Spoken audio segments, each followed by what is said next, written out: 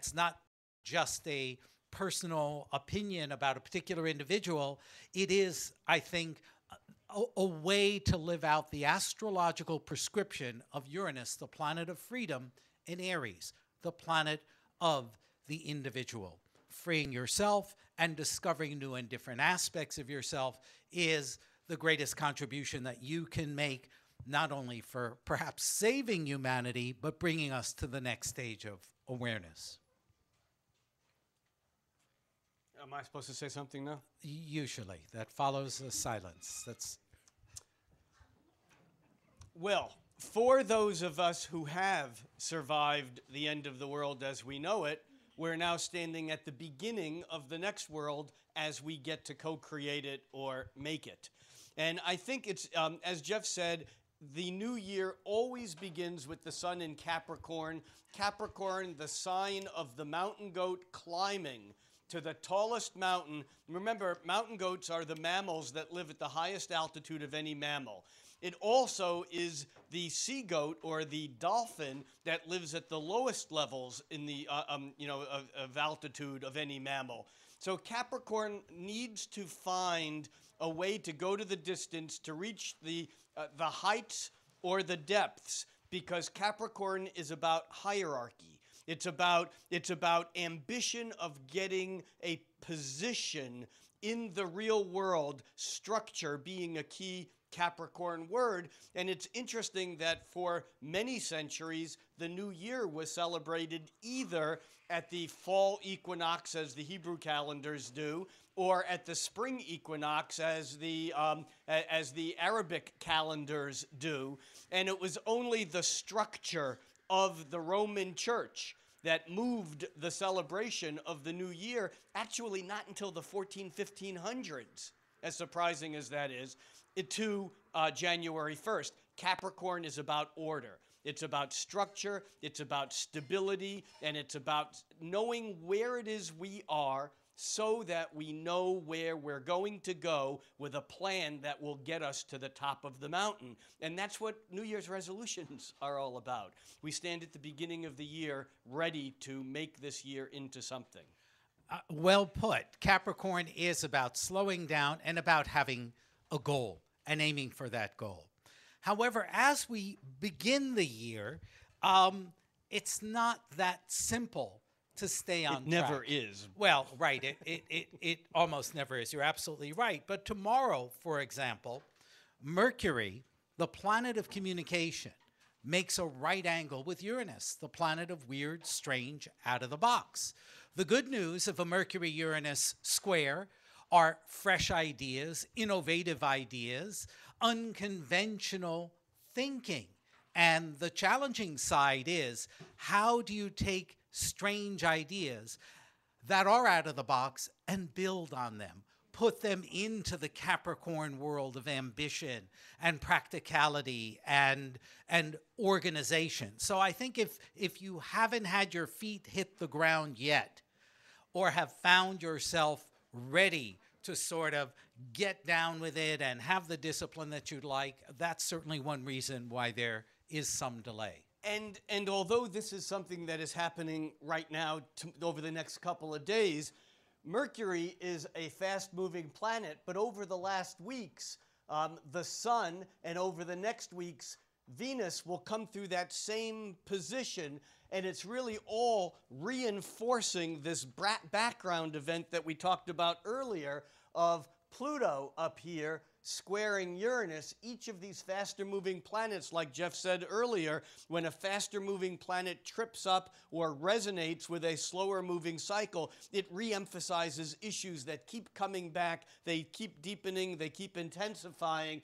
And right now with Mercury there, the intensification is mental, because Mercury is the planet of communication, of words, of thinking, of interactive communication. Yeah, and although clearly we can describe some problems, crazy thinking, breakdowns in communication with Mercury square electrifying Uranus, and then when Mercury joins Pluto, which happens on the 6th, No, Mercury joins Pluto a little bit earlier. Yeah. I can't even find the date here. See, these are confusing times. On the 5th, 6th. Mercury The point is this, however. Mercury on the 6th.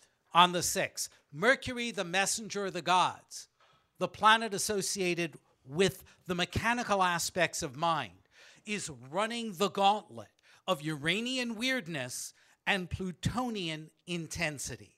So the negative side of that can be that maybe you have some wild and crazy idea, and then you can't find the resources to make it real.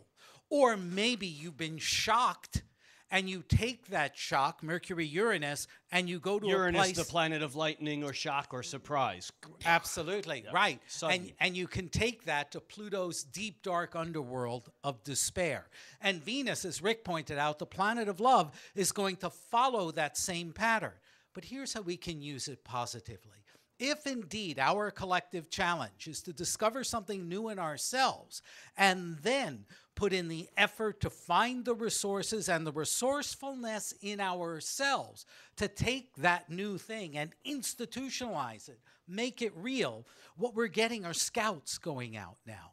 Mercury is a scout that's showing us weird and the cost of making weird real. And Venus is going to do that again. So even though it's one of those things in life where sometimes the things that are difficult and crazy are actually good training. So that if you do get a little skitsy, if you do go off the deep end, the point is not necessarily that you're lost. Maybe you're breaking ground for the rest of us, and just because you're the first one through the forest, through the thicket, you get every thorn that's along the way. So if you look up at the chart here on the board, you can see that Mercury on the 3rd and 4th is squaring Uranus, and then Mercury joins up and it moves past Pluto by the 6th, and then on the 12th, Venus comes into position where it then begins squaring Uranus, and then by the 16th, it is conjuncting Pluto. And I only showed it to you in this rhythm so that we can get a sense of how much the background note of January really in some ways was set up the end of December, when the sun was actually doing that same, running the same gauntlet as Jeff referred to it, and then followed by mental Mercury. And then when Venus comes in mid-month, it's more somaticized, because Venus is more, rather than a head trip, rather than just thoughts, Venus is more about our senses. We think of Venus as the planet of love, and it certainly is how we're attracted to things that we like or people that we love. But Venus is also about how we're attracted to anything that has matter, that has substance, that's material. And so I think that we'll see this energy deepening through January as Venus replaces Mercury in this pattern. Yeah, I think it's good that you describe the difference between Mercury and Venus. They're both fast-moving inner planets between the Earth's orbit around the sun. And as Rick pointed, one of the big differences is that Mercury is intellectual. It's of the mind. Venus is somatic. It is of the body. Another is that since Mercury is of the mind, it's operating on a more abstract level. Venus has to do with value and self-worth. And because of its connection to the body, it has more to do with how we own ourselves. So we can expect this month some shakeups and some perhaps going to extremes about matters of relationship, resources, and self-worth. And again, as is always the case, I think, in life, and especially when we're dealing with things that are intense and complex, first aid, number one, take a breath. Because crisis usually makes us feel like we have no options. Uranus and Pluto, Uranus is shocking and Pluto squeezes us by the throat. And yet, I think what Mercury and Venus are both leading us to is imagine the thing that's strange or threatening, take a breath, step back, and you may find a way to step back in it with a relationship that's more creative than where you started. Yeah, good point, and especially because both this Mercury, both last month's Sun and this month's Mercury and then mid-month's Venus are still basically playing this deeper set of issues that will be with us for the next couple of years that have to do with the apparent structures. Capricorn, Pluto in Capricorn, the Sun in Capricorn, Mercury now in Capricorn, Venus coming into Capricorn. This is all about the stability of the mountain. It's about the structures that are. And yet they're all, including Pluto, they're all squaring Uranus and Aries, and Aries is about what is in the moment. It's not about structure, it's about the fire of the action in the moment. And so Uranus is about spontaneity. It's about the lightning striking that basically breaks down those structures. You see, structure is important, but too much structure squeezes the life out of things. Uranus is the animating factor. Uranus is electricity. Electricity is what creates our nervous system.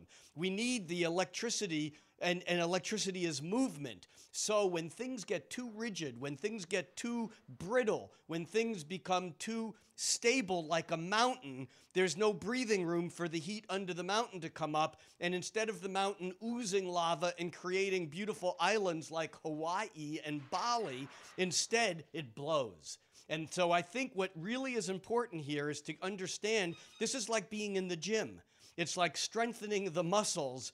And we'll get more to strengthening the muscles when we talk about Mars and Saturn in a minute. But this is really about learning, as Jeff said, to work with these lighter weights in this very heavier place so that we can know what it's like, so that when the larger issues come, we can move through it rather than be at the brunt of it. Yeah, Rick brought up the planet Mars, the first planet outside the Earth's orbit around the sun, and one that doesn't have to do with abstract ideas or personal values. It's about taking action. Mars is muscles, methods, techniques. And one of the things I was thinking about as Rick was talking is we're in this Capricorn zone. And in a Capricorn zone, we're looking for rules. We're looking for structure. We're figuring if I'm going to accomplish things, I've got to do it the way I was taught my whole life.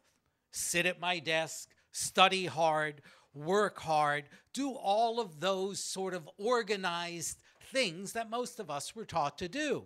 But Mars, which is the planet of methods, is in a disorganized or an otherly organized sign, Aquarius. What this is like is imagine that you've been given a task that you've done many times in the past, but you have to do it with a new tool or a new instrument. Mars is the tool. Mars is the method. Mars is the way we get things done. And Mars in Aquarius is a brand new instrument. So that one of the challenges we have before us is how to take new tools or develop new tools and skills and still apply them in a well-organized and structured way. And in the next few days, Mars kind of comes to the forefront by making a harmonious trine with Jupiter in Gemini, followed up by a more stressful, difficult square with Saturn in Scorpio. Well, it's very interesting. Mars, the action planet in Aquarius, doesn't like to follow the rules. Aquarius likes to make up its own rules. Well, it doesn't even like, I was going to say, it doesn't even like the rules. Whether it follows them or not is secondary. That's right. Mars tends to be pretty independent, and Aquarius is oddly a sign that is both cooperative and highly independent. Well, what's happening is Mars's harmonious trine, an angle of 120 degrees, in which there's a free, easy, energetic flow with expansive, boundless Jupiter in multifaceted Gemini. Like, come on, more, Jeff. Give it more. Wow, this is great. You're onto Jupiter it. is the planet of more. It doesn't matter. That's right. More. Whatever great. you have, more of it is more. More of it is better for a couple of days. Yeah, and then there's a but with a capital U. Well, right, with a capital U. But let's talk about a process or a way that we can process. From a standard astrological point of view, the Mars trine with Jupiter, which is exact in 2 days, which means it's already here. Yes. Mars is felt normally 2 or 3 days coming and at least 2 or 3 days going. Whether you're picking up on it or not has to do with your life and your chart and the other patterns going on. But Mars trine Jupiter is buoyant with enthusiasm and enthusiastic ideas. And so there is a richness of ideas and information that's coming our way, and then we get to the but. Rick? But. No. Okay, not that but. No. Okay, so Mars is the gas pedal on our lives. It's how we drive our car. You can look at someone's Mars in their individual chart, and it's how they move through life. It's how they drive their vehicle in life. Mars is go. Mars is the god of war, because when you go, you have to confront situations, and then you either have to defend your territory or go into other territory. Mars is about thrust. It's about moving forward.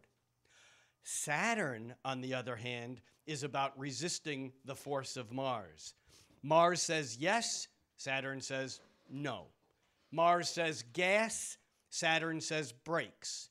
Mars says go, Saturn says stop. And what happens after Mars makes this incredibly expansive go, more trine with expansive Jupiter, just 2 days later, it runs into a 90-degree angle, a square with Saturn. Incidentally, the moon is right there lining up with Saturn too, the moon being like the sweep second hand of the planets. But a square is stress. It's difficult. Physicists say that a 90-degree angle is maximum interference, meaning both planets have to give it up in order to make something happen. They're not working together at all. And so what we have not working together is an individualistic sense of Mars and Aquarius wanting to just do what it's going to do, and Saturn and Scorpio saying, wait a minute, there are deeper issues here that I'm not going to let you get away with. We have to stop. We have to get into this in a way that is harder, and yet Mars doesn't give up. Mars is pushing and Saturn is restraining. And this can ultimately be very frustrating if we're impatient. It can stop development if we are lazy or if we don't want to confront it. However, when we work both sides of this equation, we can get an enormous amount done if we honor both the thrust of Mars and the authority or the restraint of Saturn. Yeah, absolutely right. I mean, from a traditional astrological perspective, there's nothing worse than a Mars-Saturn square. From a traditional From a traditional astrological perspective, this is the most difficult pattern we can have. Because in traditional astrology, the planets were seen as malefic. Mars and Saturn were both malefics. They both were difficult or challenging planets. These two challenging planets, and in the most challenging angle with one another, can represent a very high degree of stress or limitation or frustration. Fortunately, as Rick pointed out, we have choices, and when we choose, and well put, Rick, to honor the newness, the innovation of Mars in Aquarius, and also honor the existing fears and limits of resources and power structures of Saturn and Scorpio, when we can slow down, then Mars square Saturn is like carving into stone. Yeah. That you can operate at a high level of precision to build something that is going to last. Yeah, and that is even re-emphasized by the fact that it's not just Mars squaring Saturn, but the moon in Scorpio at the same time over the same day lines up with Saturn and forms that same angle. And at first that looks like it would be really difficult. Whenever the moon lines up with Saturn, as it does once a month, we often feel like we're running into walls. However, if you remember, for those of you who were here last month, we talked about this ongoing other pattern between restraining or holding back Sirius Saturn and its harmonious sextile to Pluto, which is no longer exact, but it's still pretty damned close. So that what's happening is that as the moon moves through this point of view, although we're getting that kind of frustration and the difficult energy, it's a high level of difficulty if this was an Olympic dive. Now, if you do a high level of difficulty with precision, you get more points than anyone. Right. We're being supported here, though, by Pluto. Right. And I think that really has to do with intensity and commitment. Saturn wants commitment. Pluto wants commitment. Capricorn wants commitment. So I think the test here is not whether your idea is really good enough or workable. Scorpio wants commitment, too. Absolutely. And so it really is, if you're frustrated, it's a test of motivation. And I think it's important to recognize that if you hit a wall, maybe it's a useful wall. Yeah. Maybe you were heading in a direction that would have been a fantastic thing if you had the drive and the persistence to continue. But if you don't, it might be wiser to invest your energy elsewhere. You know, another thing I was thinking, Jeff, that adds another dimension to this is the fact, as you may know, in astrology, every planet relates to a sign and every sign relates to a planet. Traditional astrology calls these the ruling planets. Sometimes we modern astrologers get away from that word and we say the key planet or the planet associated with. Well, the key planet for Scorpio is Pluto, and Saturn is in Scorpio. The key planet for Capricorn is Saturn, and Pluto is in Capricorn. So these two planets, the technical word here is mutual reception. When two planets are in each other's home signs, and it's like a special connection that makes this even deeper and gives us some what's the word I'm looking for? Ability to collaborate with difficult energies to get to a very profoundly transformative Pluto place. Yeah, we talked last month about the fact that Jupiter in sort of scattered Gemini, boy, I'm interested in everything, I want to learn from everything, that it ran into tighter with these green lines to Saturn and Pluto. And I think that's still in effect. And it's almost like Jupiter in Gemini is like the lifeguard who happens to be looking at some attractive underdressed people while somebody is drowning, and Saturn and Pluto are the senior lifeguards who keep an eye on the junior lifeguard. In other words, Saturn and Pluto is their harmonious relationship positively represents the capacity to know when to stop. That keeps us from going over our own cliffs when we need to be saved. But, oh, go ahead. No, well, let's move on a little bit here, because on the 8th, Venus goes into Capricorn. That's certainly meaningful. Venus, the planet of love, leaves the I'm open for anything, foreign food, foreign people, foreign and strange experiences, to Venus is going into Capricorn, and she's now combing her, brushing her hair, putting on her business suit, and the issues of love, and carrying an attaché case. That's right. It's actually the Cake song, Short Skirt and Long Jacket. That's Venus right. and Capricorn, if anyone are very much cake fans. So Venus enters Capricorn on the 8th, which suggests that the issues of love and self-worth are tied to the Capricornian notions of accomplishment and responsibility. Now, Venus will run in, as we brought up earlier, will run into Uranus and Pluto. But before we get there, I want to mention, as we do every month, the new moon. To a certain extent, there's a new beginning of the new year on the 11th of January. And that's because the sun and the moon join together in the calendar starting sign of Capricorn. New moons are the beginning of 28-day cycles every month, and this is the first one of the year. And so I think that becomes not an absolute threshold, but a threshold point of beginning to structure, beginning to clarify our ideas, and I think to start making commitments that might actually stick.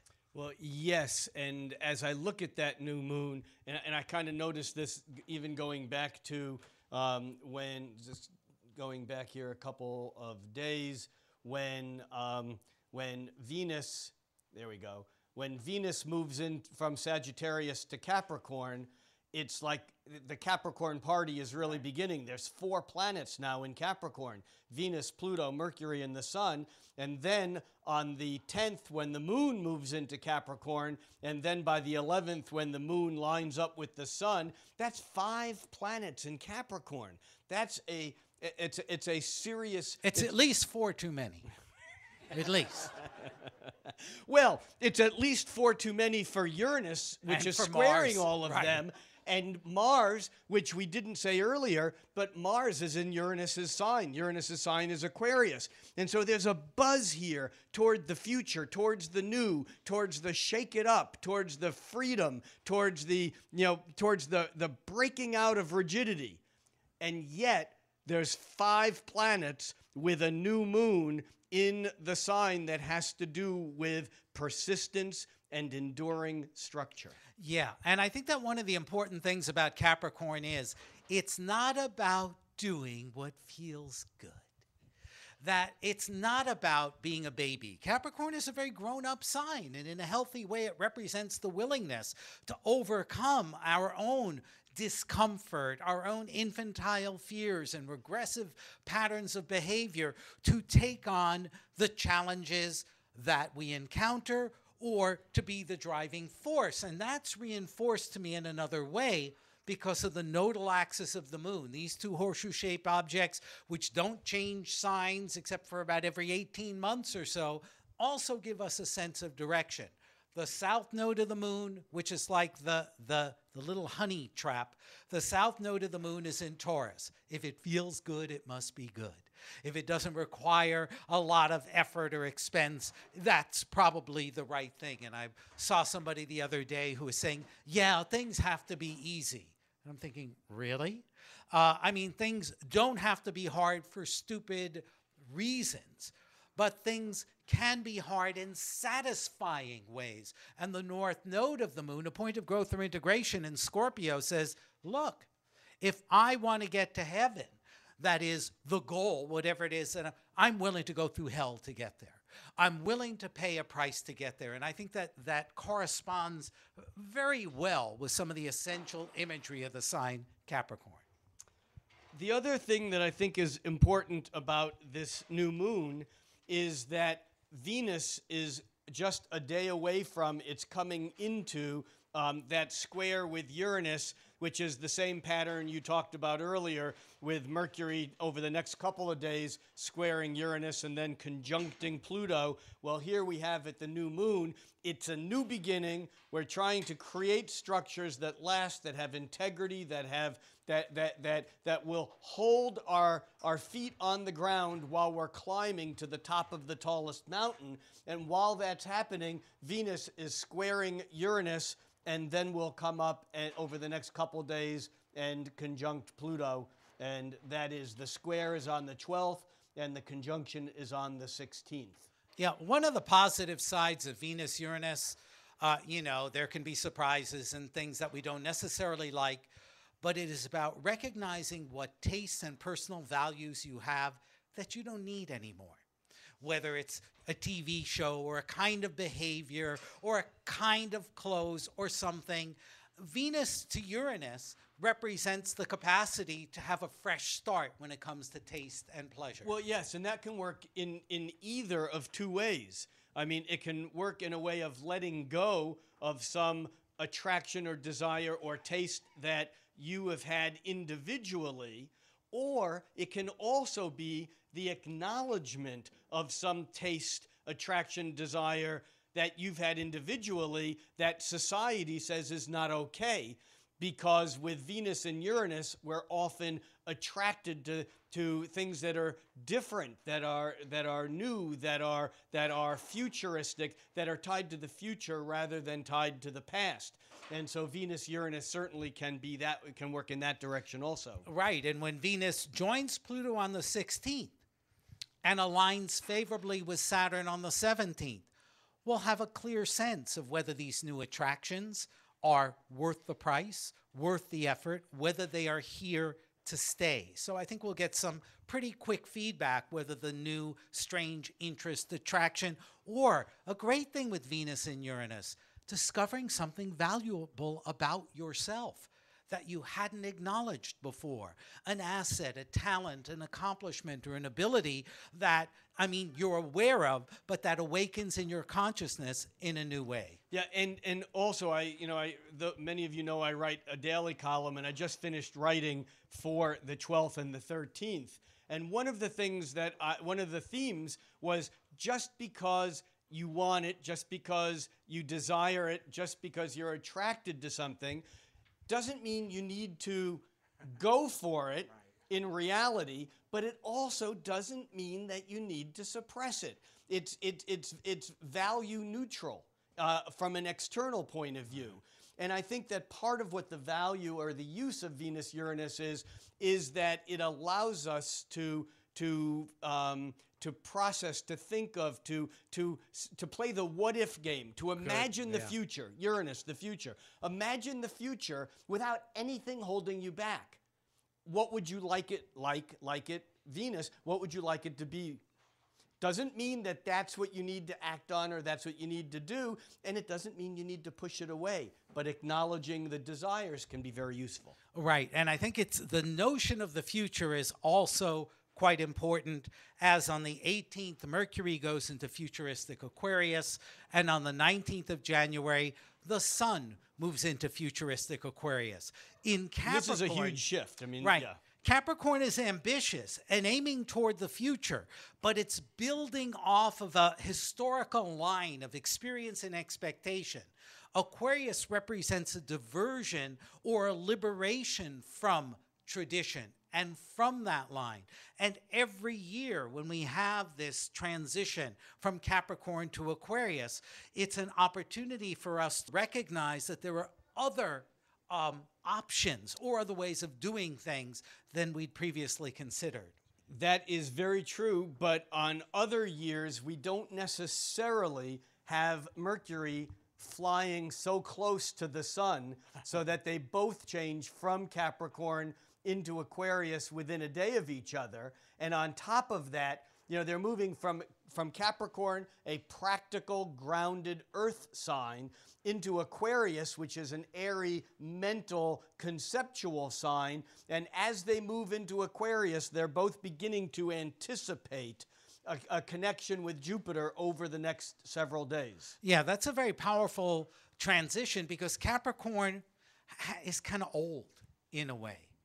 And Aquarius, it's not necessarily young, but it's ageless. Well, it's so old that it's second childhood. Exactly, right. It's like you're old when you're 75, but once you've gotten your Uranus return at 84, you start all over again. Yeah, you're good to go. And so we have this very interesting transition period of the Sun and Mercury in the last degrees of Capricorn, which is about as old fart, fuddy-duddy as you could possibly get. And then they both shift into Aquarius, which is like first-time LSD users. Anything is possible. But I think, as always, what's healthy is drawing off of your experience. Use the old fuddy-duddy in yourself to draw upon the wealth of experience that you have, but don't let that limit you or separate it from the futuristic patterns that Aquarius will bring starting in the 18th and 19th. Well, right. And it's not just... Well, how do I say this? The fact that when they move into Aquarius and when Mercury picks up on this, it picks up on a harmonious trine with Jupiter on the 21st, 22nd, but it's also picking up on a sextile with revolutionary Uranus. Now, the blue lines basically represent energy that flows without resistance. And so what's happening is that not only are Mercury... Mice. Yeah, large mice. The mutant mice. Not only are Mercury and the Sun moving into Aquarius air, but they're picking up on Aquarius's ruling planet, crazy futuristic, out of the box, anything can happen Uranus, and then being encouraged further by expansive, opportunistic, good news, overconfident, overindulgent Jupiter in scattered Gemini, where it's ready to go anywhere. And on top of that, the moon, remember how the moon was back in the picture here with Saturn holding back? Well, now the moon, that damn thing moves so fast, she is now lined up with Jupiter and saying it's even better than it looks. Yeah. Well, for the minute, perhaps. It is interesting. Not only does Aquarius move us from the earthy, pragmatic realm of Capricorn into the abstract, intellectually unbound realm of Aquarius, but as Rick has pointed out here, Mercury on the 22nd harmonizes with both Jupiter and Uranus. That is a download of mind energy of an extraordinary substance. There's an incredible amount of intellectual energy and the ideas. mothership is near. Absolutely. But what happens is, of course, 3 days later, Mercury runs into a square to Saturn, and then you've got to explain to the police psychiatrist the report that you gave about your experiences in the days before. And interesting that Mercury is now in the same position that Mars was earlier. And so in some ways, those frustrations that we dealt with mid-month or earlier in the month now are back more as an intellectual or mental constraint, if you will, and will be followed in several days. I don't think yet by the 30th by the sun that moves into that same position. Oh, yeah. So we're really bumping into the reality factor here. Well, and I think what Mercury square Saturn means is, first of all, editing is a good thing. You don't have to say everything, and you don't have to use every idea. And if we can obey that dictum of Saturn to just narrow and focus, then we may remain unincarcerated. The sun does or uninstitutionalized. Right. The sun follows Mercury's path. It makes a harmonious trine with Jupiter on the 25th. It forms a sextile with Uranus the day before. And again, maybe the difference is this. Mercury is the idea, and we want to talk about it. The sun is being it. That doesn't necessarily require the same degree of explanation, but it is moving from head to heart, moving from an idea to something that we are willing to be. Full moon on the 26th. On the 26th. We'll get a little bit closer to it. We have the Leo full moon, in which we have the contrast between the sun in Aquarius. We are all brothers and sisters here at the return of the age of Aquarius. And yet the moon in Leo says, but I am the single God greater than all the rest. Leo is the celebration of the individual as an ego, And Aquarius is in some ways the non-ego. Aquarius is really the network where Leo is the star. So some of the conflicts about this particular full moon, whether with others or within ourselves, are that relationship between the singularity of self-expressiveness and then getting along with others. But it is, by the way, a party full moon. Both Leo and Aquarius like to have fun. We describe astrology in the Northern Hemisphere a lot with the seasons. Well, Leo is fun and friendly because the sun is in Leo in the summer. And, we're all out having a good time. And yet I've met Southern Hemisphere astrologers in Brazil who said, oh, the sun is in Aquarius in the summer, which it is for them, which is why we're all so friendly. Yeah, and Aquarius, although it can be emotionally detached, is socially engaged. I mean, Aquarius is a sign that doesn't like the messiness of wet emotions, of water. It's the water bearer. Aquarius is an air sign. It's intellectual. And this dynamic between the moon in Leo with the sun in Aquarius not only plays on this whole social aspect, but this moon is wired both harmoniously to Jupiter and Uranus, and more difficultly to Saturn. It's a very, very wired full moon. So that suggests, we've seen these patterns several times, so that suggests that part of our process this month is regulating expansion and contraction. And Jupiter and Saturn are sometimes called the regulators. Exactly. Although the Tea Party is doing away with them, so Jupiter and Saturn and regulations of any kind may no longer be effective. But at any rate, what that's really is about is this month is imagine that you're trying to scope out the world and your life in it, and there are moments when you turn to this end of the horizon and everything is bright and boundless, and then you turn to the other end and you're in sort of some dark and scary place. Neither one of them is the absolute truth, of course, but sort of navigating and moving between optimism and pessimism, hope and reality, abstraction and hard, cold reality is, I think, a major theme this month. And in fact, keywords for Jupiter is optimism and for Saturn is pessimism. Now, it's interesting that we go through this very optimistic phase, and then on the last day of the month, we have the moon, we have the sun forming a square with Saturn. I just need to shift. Yeah, that's actually on the 30th. On the 30th. Oh, there's 31 days this month. That's right. Sorry about that. There it is right there. That the sun forms a 90-degree square with Saturn. Back a day. On the last day, on January 30th. And this, in a way, it's almost like we need to pay for our sins of the month. Or we need to take the expansive energy that we've had and bring it in just enough so that it will last. If we blow up a balloon too much, it pops. If we don't blow it up at all, it doesn't float. Jupiter is the act of blowing up the balloon. Saturn is the limit of it won't take any more air. So because if we blow that last puff of air in and we push it beyond its limit, it gets taken away from us, which is what Saturn does. And so I think that the key here in this month, in some ways, is to honor Jupiter, is to go outward, is to express it, and yet to always be aware that we don't want to take it so far that we lose what it is that we've gained along the way, because the journey ain't over yet. We got quite a ways to go. Yeah, and there's one little other piece of the puzzle on the 30th, while Jupiter. The sun is running into Saturn. Slow down, be serious, be responsible, commit. Jupiter stops its backwards motion and begins moving forward again. So it's even if you have to withdraw or hold in, what you're doing is making room for something that's bigger, that's coming further. And again, it's the journey of Capricorn to Aquarius.